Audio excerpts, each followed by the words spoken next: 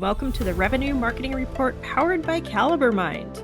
This is the podcast for marketers trying to expand their leadership skills. I'm your host, Camela Thompson, and Jordan, I'm interested to hear your perspective on what B2B websites get wrong.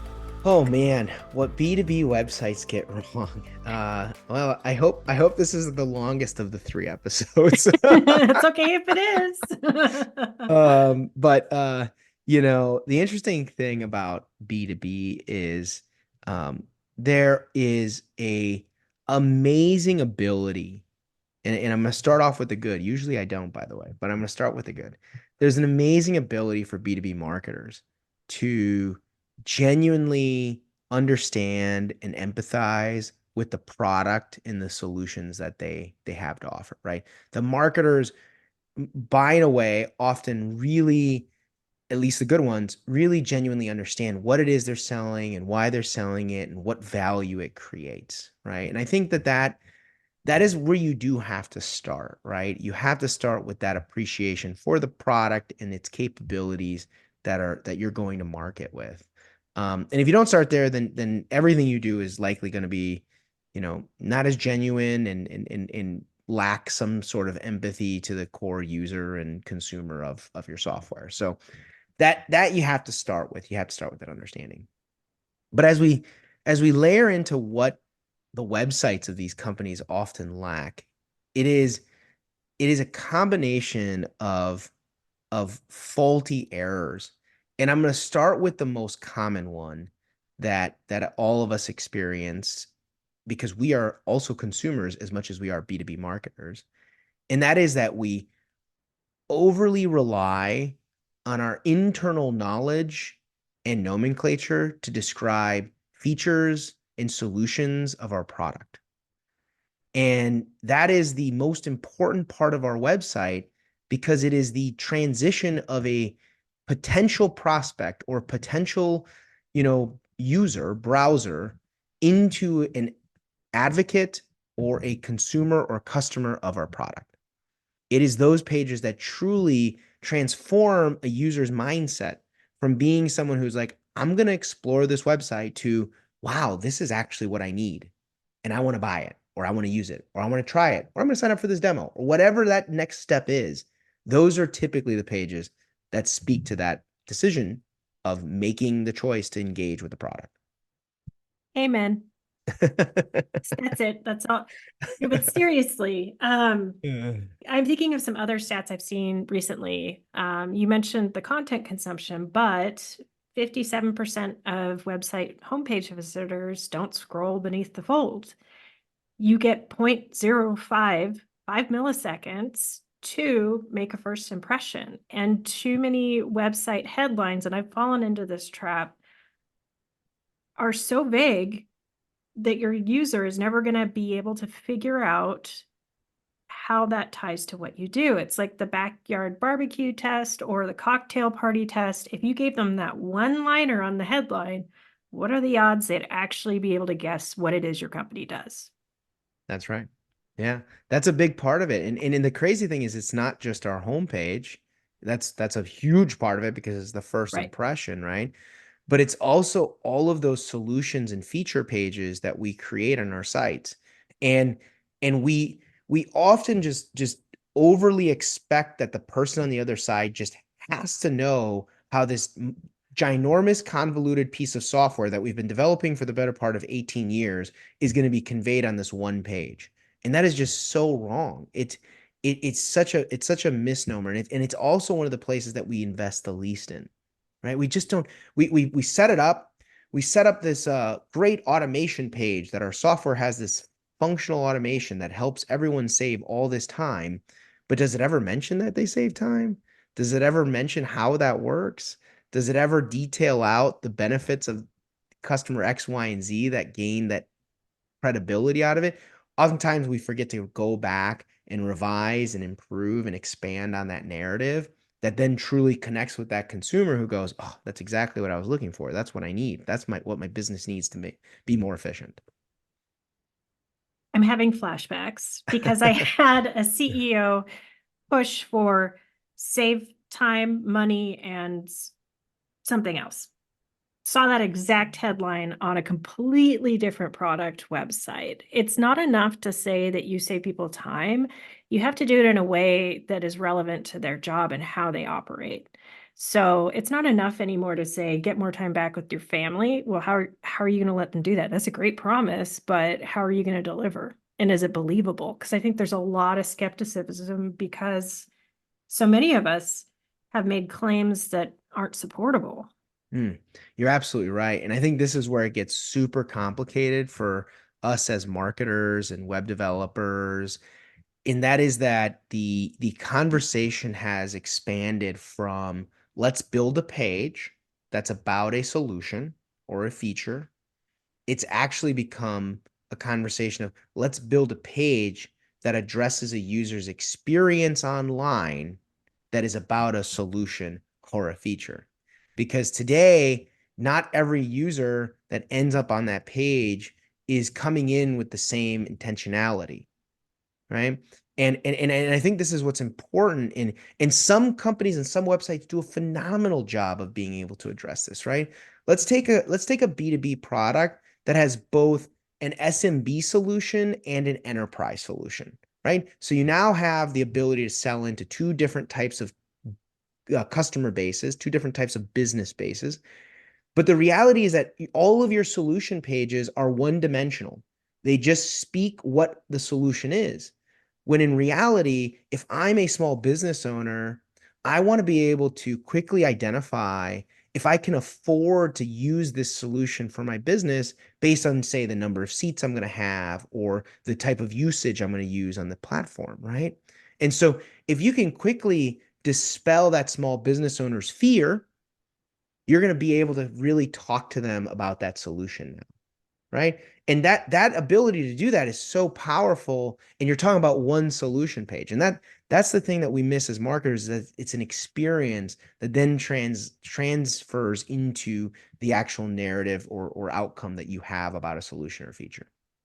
And I want to be pretty clear on what we mean there, because for me, I am never going to recommend a rotating hero to solve this problem. Right. I think we need to talk about personalization a little bit. There's low tech, high tech ways. What have you seen work? Yeah, I mean that is absolutely right. This isn't the rotational banner is a solid guessing game, right? That's a good luck moment.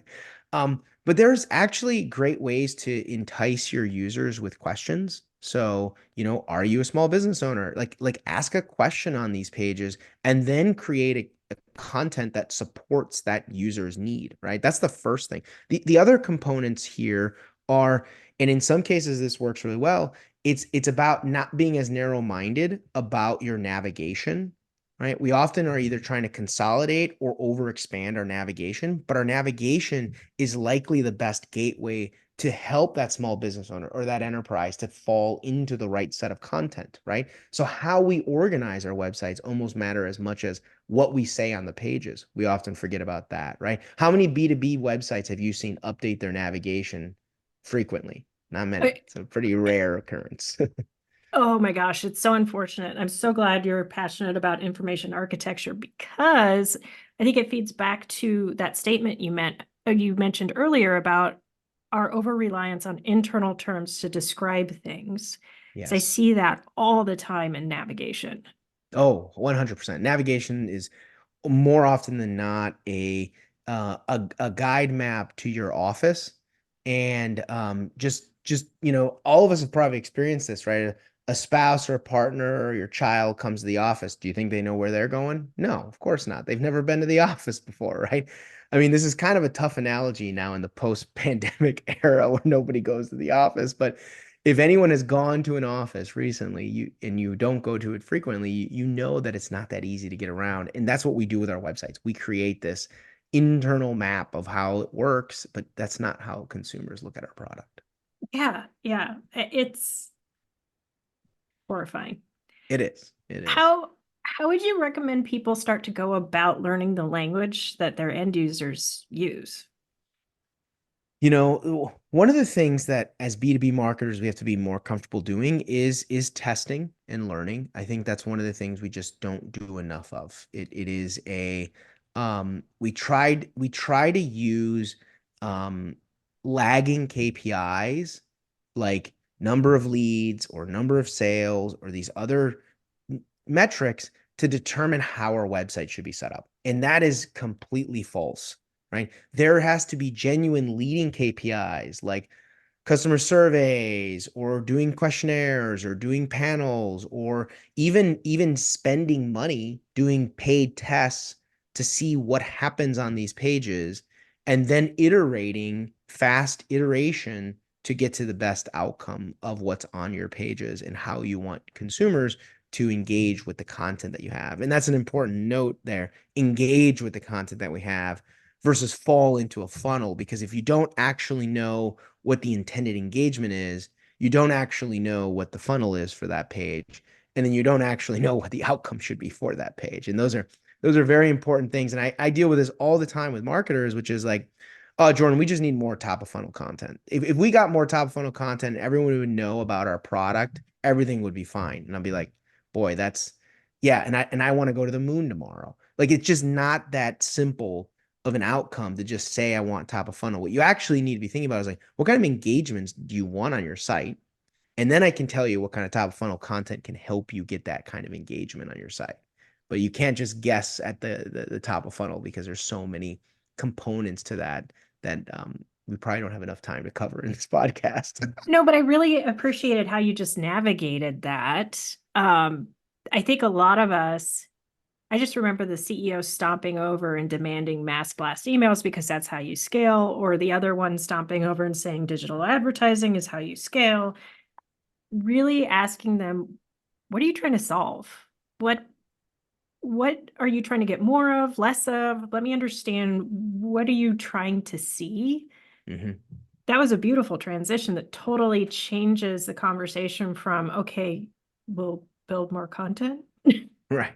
I mean, the one of the most amazing stories that I have that I've recently experienced is a mental health platform that we're working with. The CEO shared with me that for the better part of a year, they've been completely missing the mark in talking to their audience. The main buyer they have are parents, parents who have, anxiety over their children. Maybe their child is going through a very difficult time, whether it be depression or other mental health challenges. And so their main focus in the way that they were having a conversation or sharing with that decision maker, this parent, was to be very like logical and very like, medical about the situation, right? Like, we can help you through therapy or these other solutions to so sign up with us and we're going to help your child with this challenge. But no parent is going to give up that information and say, sure, give me a call because that makes a lot of sense. Not when they have anxiety, not when they have fear, not when they don't understand it, maybe when they've never gone through those types of emotions before. And if that's the case, you have to have a totally different conversation. And you have to start on your website having a completely different conversation. And where we narrowed in, and this is the craziest example, where we narrowed in is why don't we talk about something that genuinely is relatable and understandable to everyone who's involved in this, the child, the parent, the therapist, the combined forces behind that. And why don't we start with something simple as like, does your son have a dirty bedroom? Or is how your child using the internet keeping you up at night? Exactly. Is Facebook ruining your relationship with your child, right? Every parent can empathize with that, right? And Mhm. every parent's gonna be like, hell yeah, I'm giving you my email. Of course, Facebook's ruining this for us. And so these kinds of breaking down barriers of, son's dirty rooms and internet's ruining how we have conversations with our children completely change the tone from your kid has depression and your child is having suicidal thoughts. Like those things aren't going to really get a parent to go, yes, please call me today because I'd like to sign up for this. And so that shift, it's a radical shift. It's a 180 shift from how you might think about it if you're a PhD medical professional. But when you're trying to have that conversation on the internet, you need to really think through how that party, that other party, that customer, that partner is going to understand your message. And I really want B2B marketers to hear this because buyer journeys are not linear. We're dealing with a ton of people, and their number one concern is that they'll make a decision to purchase something that fails. That's a Mhm. very emotional thing. So, yeah, it definitely applies in B2B as well. It's interesting to hear Question. B2C having the same struggle. It makes Oh, sense. no doubt. No doubt. I mean, I actually don't really believe that B2B or B2C are all that far apart. I mean, my career has been in both sides of it. And shockingly, it really all comes down to being able to relate with your core customer and break down those fears or needs in a very clear and actionable way. And the reality is that there are some unique components that would happen after the fact once the consumer makes their decision or how quickly they make their decision, but that doesn't change that initial messaging and how that resonates with that decision maker. I can't think of a better note to land on. That was amazing. Thank you, Jordan. Where can people find you Absolutely. online to network? Yeah, I'm on LinkedIn, Jordan Koene, and you can definitely reach out. I will definitely follow up within all of those spam messages that I get for for coaching and whatnot. That's a great place to reach me, or Previsible. Previsible.io is our website. You can check us out there and reach out there too. Listeners, thank you so much for tuning in to the Revenue Marketing Report. Please tell 2 friends, subscribe, download, whatever you can helps. And for those of you looking for more great content like this, check out caliberbuying.com.